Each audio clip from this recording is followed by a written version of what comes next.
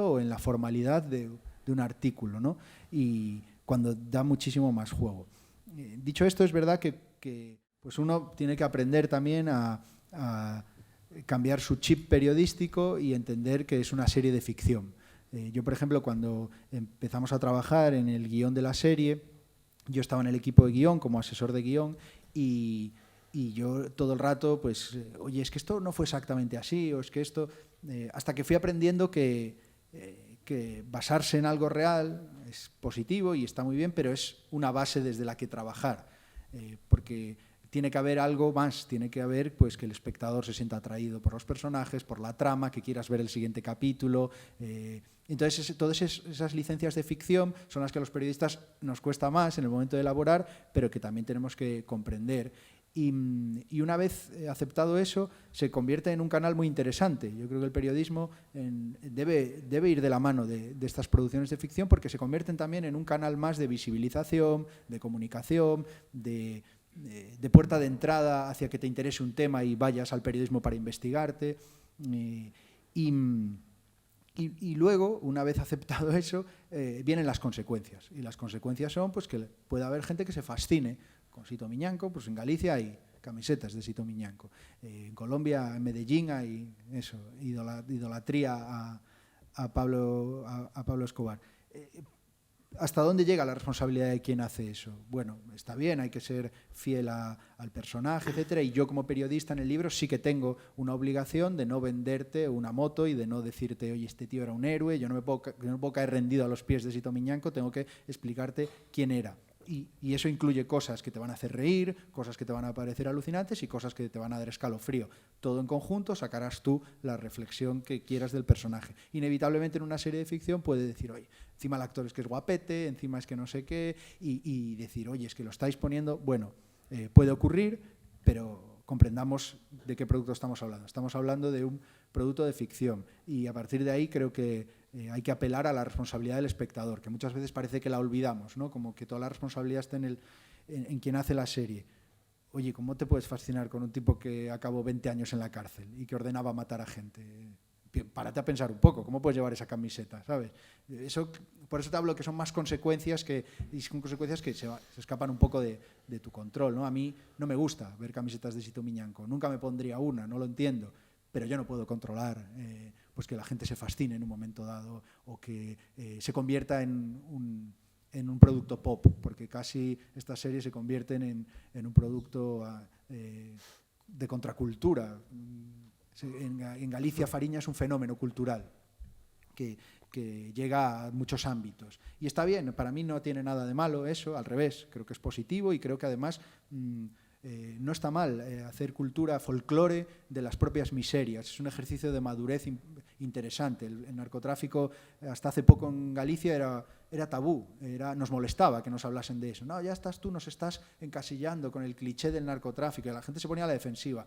Y no digo que haya sido solo por Fariña, pero estoy seguro de que Fariña ha ayudado. De repente el narcotráfico es un tema serio, hay mucha sensibilidad, pero no es incompatible con hacer folclore y con hacer explotación cultural de ello. Y creo que eso es muy importante y habla de una madurez social que no solo en Galicia, sino que ya está ocurriendo y que, por ejemplo, en Italia pues lleva mucho tiempo ocurriendo. Hay una sensibilidad extraordinaria con la mafia, son miles de muertos, y eso no es incompatible con películas, series, novelas, todo tipo de explotación narrativa. Y bueno, creo que está pasando ahora, que tiene, bueno, pues sus consecuencias a veces negativas, una idolatría absurda, una frivolidad en hacer tazas y tal. Bien, está ahí, pero creo que en general el fenómeno, lo que está pasando, para mí es muy positivo y habla bien de lo que está ocurriendo en general en la sociedad y en el periodismo. Hay un episodio anecdótico de esta cadena de pizzerías que se llama El Padrino, la mafia, ¿no? La mafia, perdón, y la han obligado a quitar el nombre. O sea que eso es un efecto de... No, eso una cuestión... A mí ese restaurante, en realidad el nombre es La Mafia se sienta a la mesa, porque se basaba en un libro de recetas de cocina de mafiosos. Sí. Pero claro, a mí la primera vez que vi ese restaurante en Madrid y vi La Mafia, dije, ostras, no sé, es como si vas por Roma y ves un restaurante vasco que se llama ETA, pues nos chocaría. Nos chocaría, claro. Pero estoy seguro que pues que ETA en poco tiempo se va a hacer explotación narrativa y cultural. Se está haciendo ya. Se empieza a hacer y se convertirá, porque todavía la herida está ahí y hay una sensibilidad demasiado grande y está bien que así sea, pero acabará convirtiéndose en folclore también. Pero yo estoy de acuerdo con lo que dices, que es un signo de madurez, yo creo, ¿no? Siempre y cuando no pierdas el paso y efectivamente no te olvides que ese señor, pues, que a lo mejor te puedes poner una camiseta, pues tiene detrás lo que tiene detrás. No, antes de hacer, hay una palabra pedida por ahí, ¿no, Alberto? Sí. No, hay una cuestión de carpintería y de cocina que me gustaría mucho plantearte y que siempre que tengo la oportunidad lo planteo a quienes escribís un libro.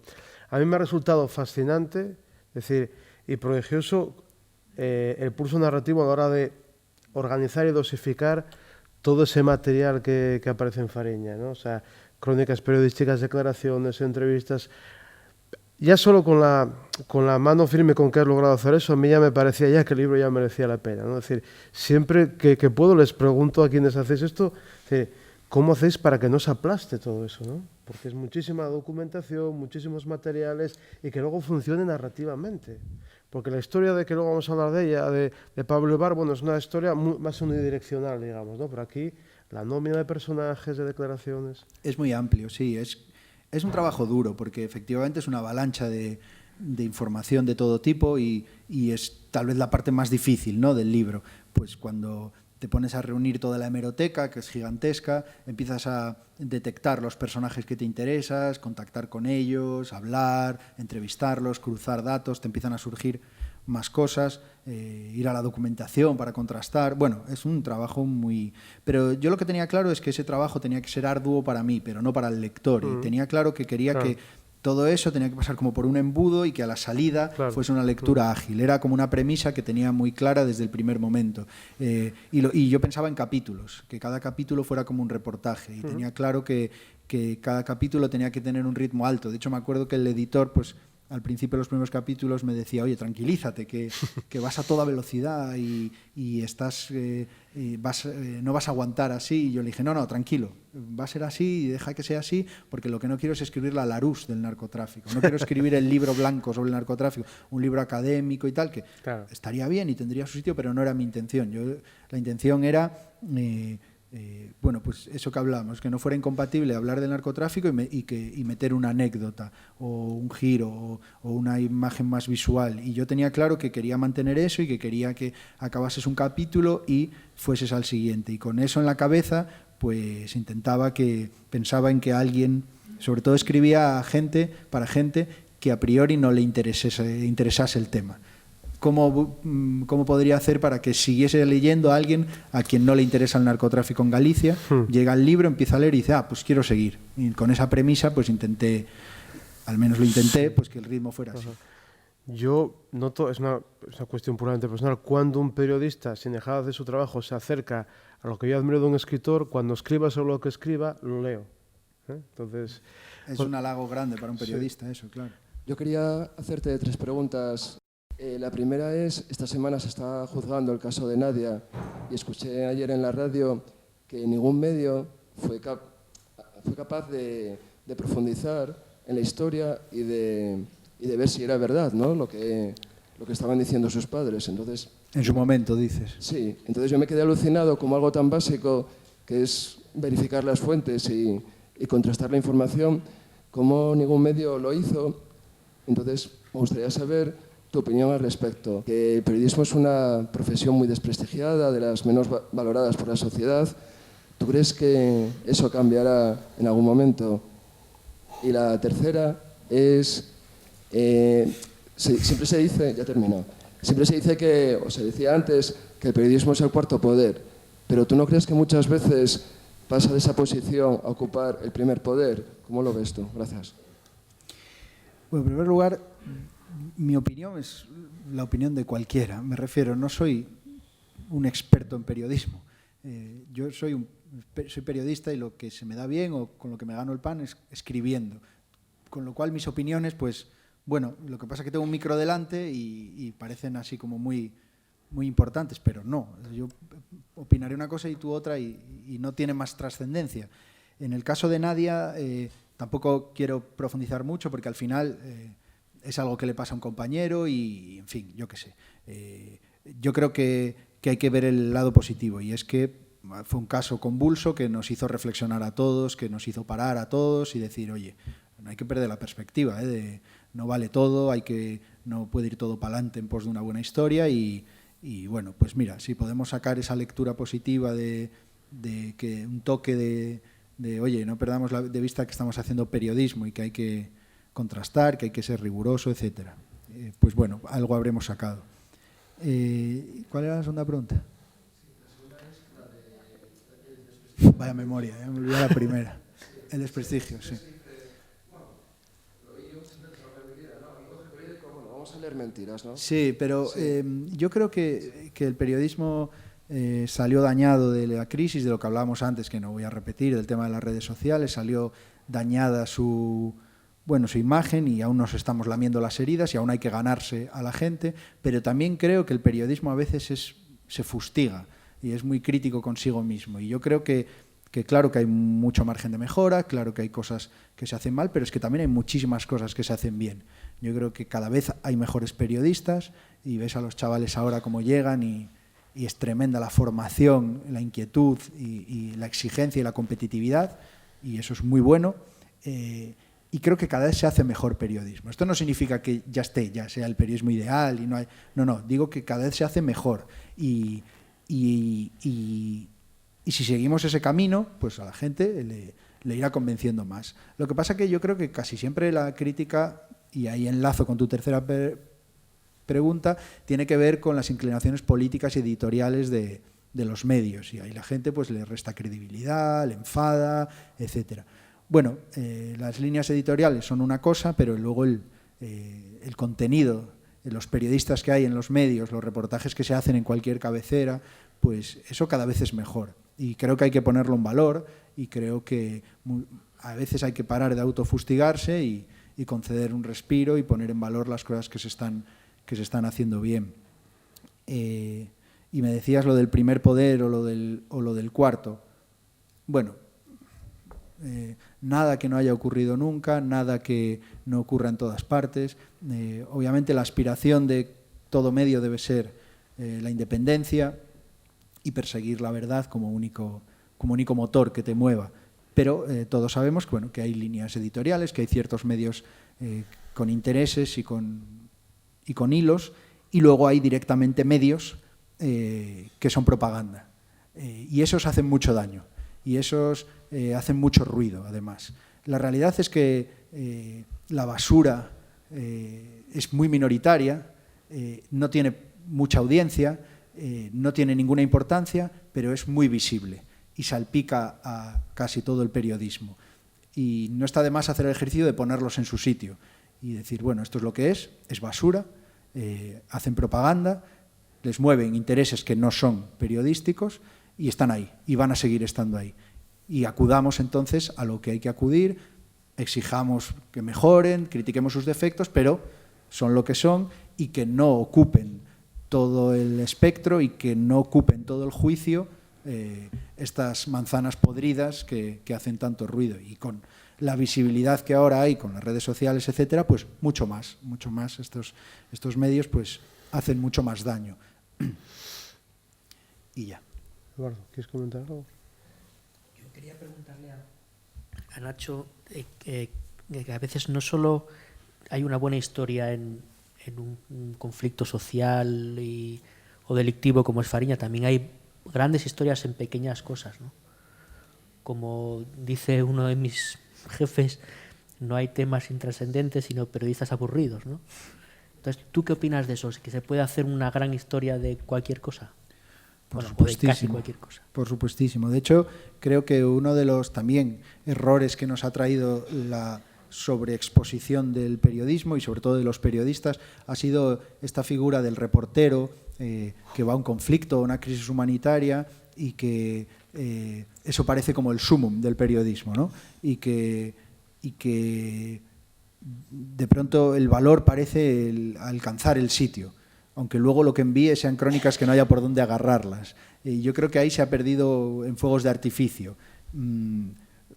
Si tú te vas a la primera línea de guerra en Siria, lo que mandes tiene que estar bien escrito, tiene que entenderse, tiene que atrapar al lector. Si no, me da igual que estés en la primera línea de guerra. Y muchas veces ocurre, cada vez menos, pero ocurrió demasiado que parecía que el reportero de guerra era como un gurú y además que parecía que estaba en otra dimensión de un periodismo tan importante y donde hay cosas de tantísima calidad, pues como es el periodismo local, el periodismo económico, etcétera. Yo siempre me levanto en gran defensor del periodismo local o de determinados periodismos que yo se me daría fatal, sería incapaz. Y veo y valoro y veo una calidad brutal, un valor brutal, y ves auténticas joyas, como están escritas de forma didáctica, entendible, clara, brillante, y de repente parece que quedan opacadas porque un tipo está en Afganistán y ya está, parece como que no hace falta nada más. Las historias grandes pueden estar en un conflicto y pueden estar a la vuelta de la esquina, no tiene nada que ver el contexto, lo que pasa que es verdad que uno hace más ruido que otro, pero por ejemplo yo una de las historias que más me gustó y más satisfecho me dejó es una historia que a mí me pilla muy de cerca, que es como mi tía Chus, la hermana de mi madre, tiene síndrome de Down, ahora tiene ya la pobriña casi 60 años, y cuando nació en Coruña, una ciudad como Coruña, nacía una niña con síndrome de Down, pues lo que se hacía era esconder a esos niños en casa prácticamente, porque no estaban aceptados socialmente.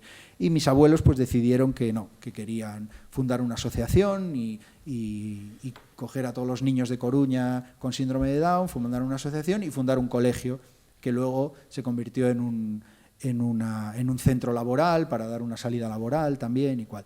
Bueno, una historia así de mi familia, en mi ciudad, y la conté y bueno, pues fue un reportaje que a priori no tiene nada de especial porque ocurre ahí en tu misma calle y lo tienes a tu lado durante toda la vida, y a mí me encantó mucho más que casi cualquier otro reportaje que haya hecho. O sea que claro que las grandes historias están en todas partes y claro que el periodismo de calidad está en cualquier tipo de periodismo cuando está bien hecho. Lo demás es mucho ruido y poca chicha.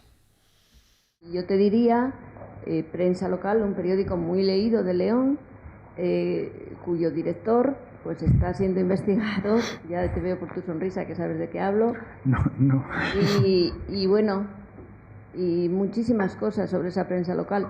Yo creo que los periodistas de la prensa local, precisamente por las conexiones de la mafia del narcotráfico, que la hay no solo en Galicia, sino también, ya te digo, fuera, están siendo amenazados y hacen muchas cosas que los periodistas de Madrid, por ejemplo, pues no estáis tan cercanos a ello. Y yo creo que el periodismo ha ganado precisamente puestos cuando ha empezado a investigar. Es verdad que estaba siendo un poco sustituido incluso por personajes que ni lo son, pero que estaban ejerciendo como tales. Pero yo creo que realmente cuando ha empezado a investigar es cuando el periodismo ha avanzado puestos. Mi enhorabuena a los periodistas de investigación. Muchas gracias. Y que sigáis. Gracias por la parte que me toca. Volviendo a Fariña, bueno, es que el titular era muy llamativo en una entrevista que le hacía en El País a uno de los actores de la serie, cuando decía que Fariña era nuestro Cuéntame. No me acuerdo el nombre de... Pues un actor que yo he visto en más películas, pero no recuerdo ahora el nombre.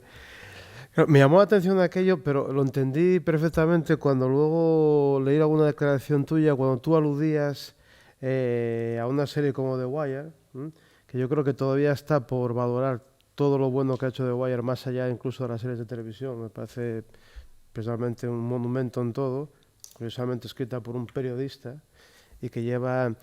En el sentido de que, haciendo ese paralelismo, al final de ver la serie, pues tú te das cuenta que la verdadera protagonista es la ciudad y la sociedad, ¿no? Me pasó un poco también leyendo Fariña, no sé cómo ves tú eso, si estás de acuerdo. A lo mejor esto me dirá en Galicia ya, claro, o sea, que vaya imagen de la sociedad que estás diciendo, ¿no? Bueno, es decir, de una sociedad y de un ámbito muy concreto en el tiempo, ¿no? O sea, que yo me parece que es una ganancia del libro también, es, en el fondo del libro, proyectar esa idea, ¿no? Sí, bueno, te agradezco la comparación, porque con The Wire casi nada. Pero yo siempre digo que Fariña usa el narcotráfico para hablar de Galicia, para hablar de un capítulo de la historia de Galicia. Exacto. Que aunque sea un capítulo oscuro, es un capítulo de la historia de Galicia. E inevitablemente, pues a través del narcotráfico descubres muchas cosas de lo que fue aquella sociedad gallega, poner en un sitio las cosas y que tú lo veas o lo leas y la gente pues se exprese como se expresa allí, tenga los códigos que tienen allí y eso resulta mucho más atractivo. Y creo que a nivel periodístico, pues el contexto, la atmósfera, son elementos que nunca pueden faltar en una crónica para que sean completos. Si no, el lector nunca va a terminar de entrar ahí del todo. Y luego, bueno, si hablas de algo tan particular como el narcotráfico, en un sitio